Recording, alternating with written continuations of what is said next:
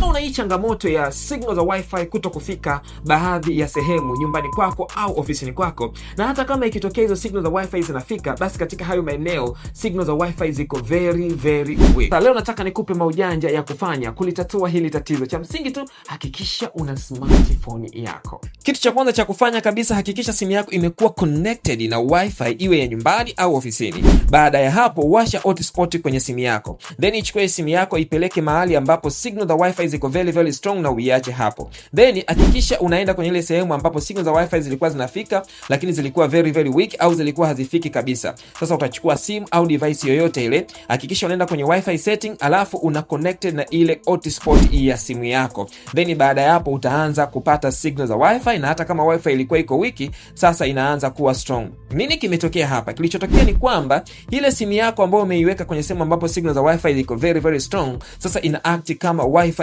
repeater. Maana yake ina repeat signal za wifi kuhakikisha kwamba zinafika hata katika maeneo ambapo zilikuwa hapo mwanzo hazifiki. So kama mna simu nyingi, pia mnaweza mkazitumia hizo smartphone zenu kama wifi repeater kuhakikisha kwamba signal za wifi zinasafiri kutoka sehemu moja kwenda sehemu nyingine pasipo kuingia gharama za kununua wifi repeater. So hayo ndio maujanja leo ambao nimekusogezea mwana Exodus Computers.